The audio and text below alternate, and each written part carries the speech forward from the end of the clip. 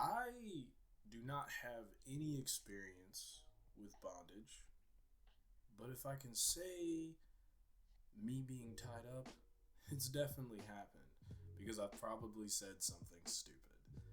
However, when it comes to looking at the idea of posing in bondage, if you'd like to ask anyone, Japanese Breakfast might be the one to ask, as it's her new single that will be coming off of this album, of which she's talked about being something joyful.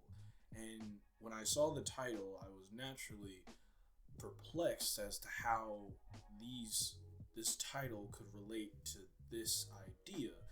You see, when you think of joy in a tunnel vision manner, the first thing you're going to think about is, oh, well, joy is when you feel happy, so then the album's just really happy, right? Not exactly.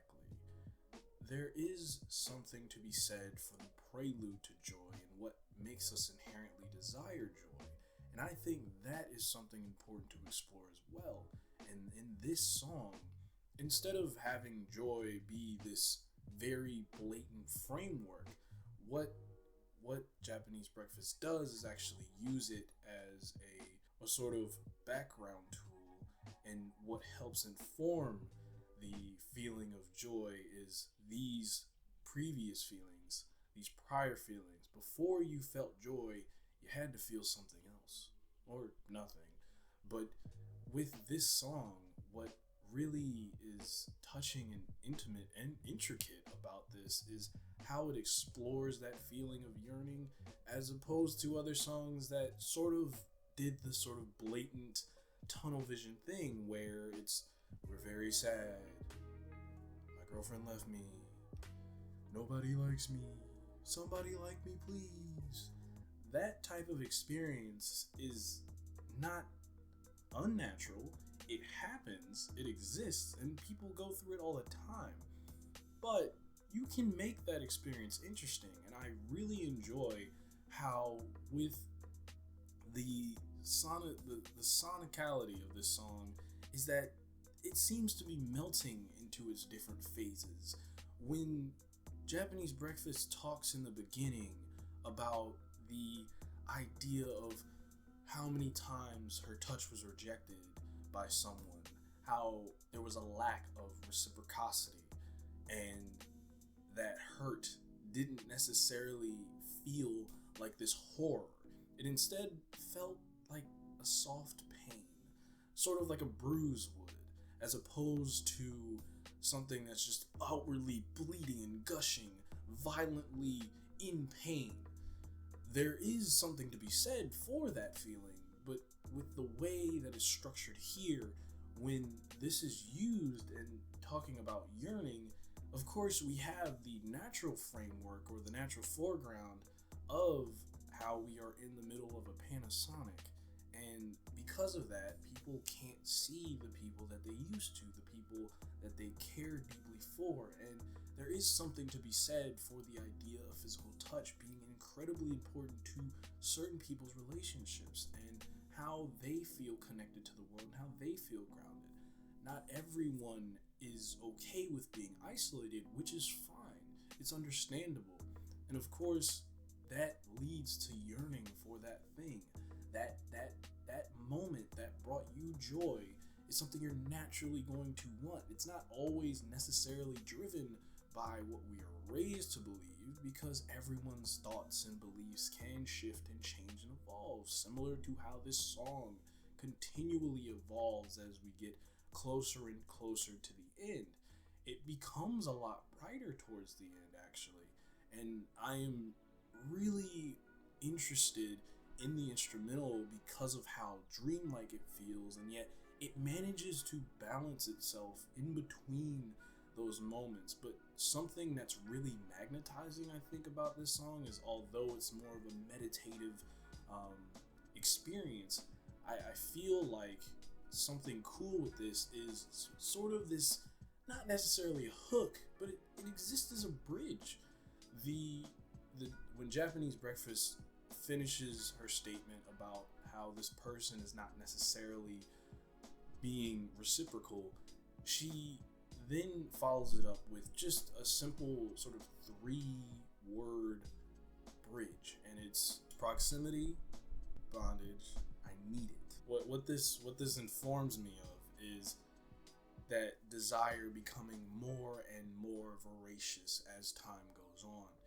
Eventually, there are certain desires that exist within people to a reasonable degree that can shift their behavior and lead them to do things that people outside of them might not understand.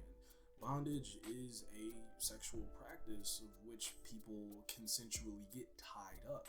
And it's this idea of being tied up so desperately to this feeling, posing yourself in any kind of manner so as to finally get that feeling again, that inherent yearning that continually pulls at every knot in your heart until it reaches that center and continually finds nothing because all of the desire is bursting at the seams.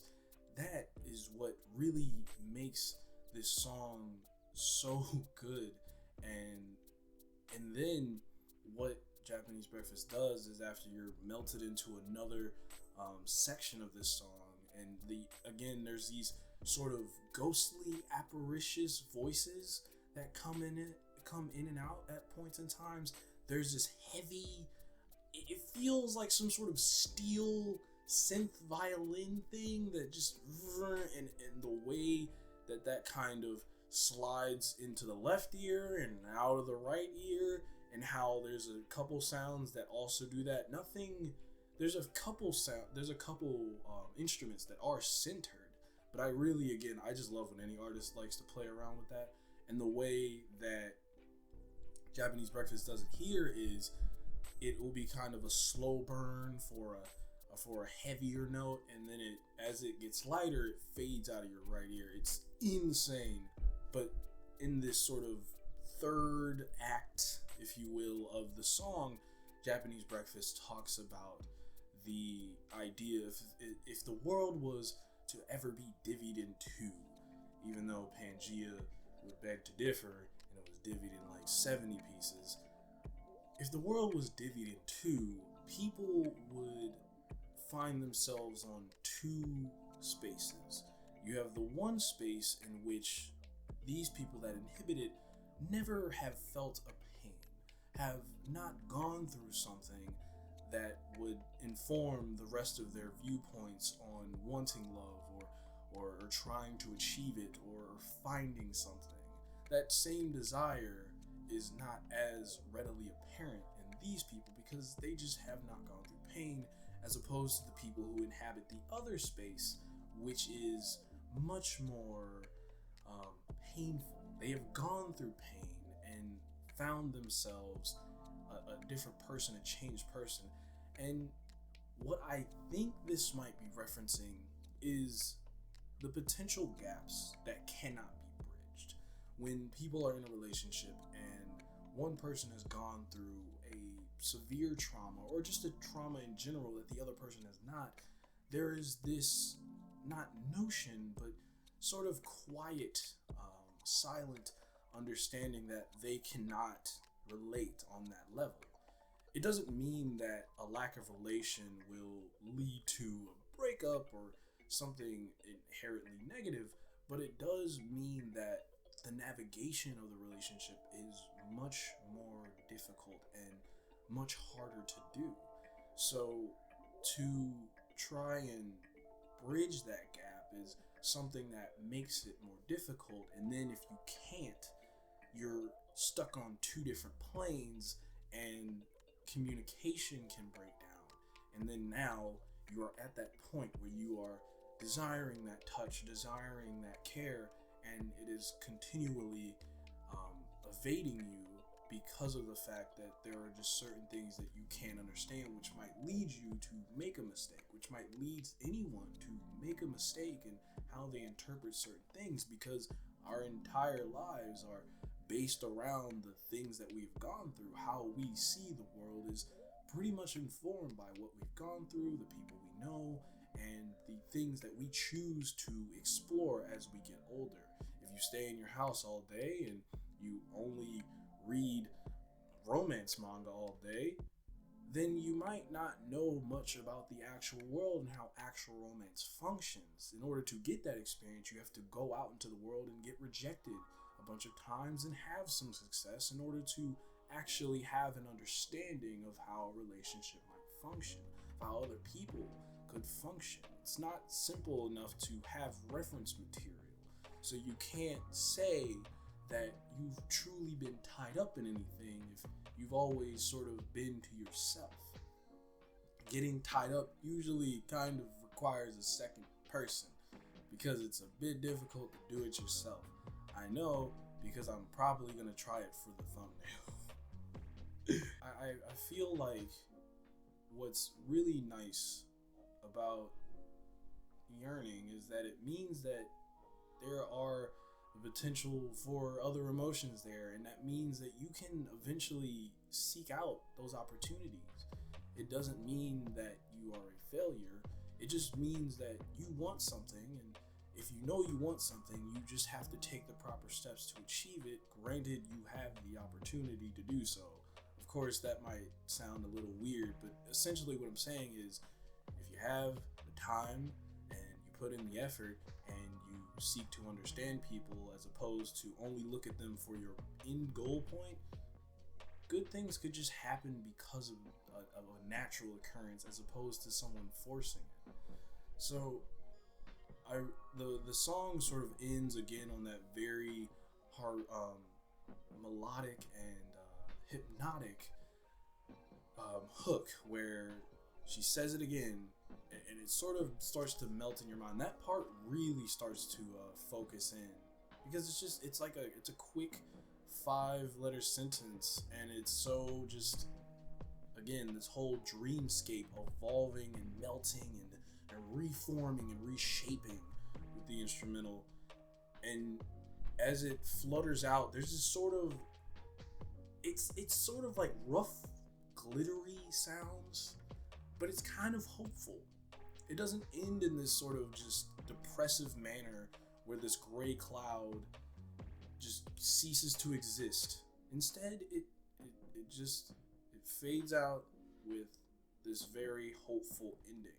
And so it's almost like coming out of, I guess for some people, coming out of winter into summer. I'm not really a summer person, so for me it would be like coming out of summer into fall and seeing the leaves turn a pretty color. Or for, I guess, other normal people, spring. There you go, spring. Everyone loves spring, right? It ends so nicely, and I'm enamored. And this isn't like this is out of Japanese Breakfast's wheelhouse. Like, this isn't anything new. On Soft Sounds from Another Planet, I pretty much got the same sort of vibe, and what she did was she took that spaciness and said, well, like, what if I just slap some more yearning on there? Just 100% yearning, but also sort of some existential crisis in there, and maybe just a bit of bondage. Sexy times, I don't know. I have zero experience. I literally said it already. I said it already. It was a good song. Overall, I think that I'm excited for the album. I'm pretty hyped. I'm not tearing myself up again. But you get it, because posing in bondage. Japanese breakfast.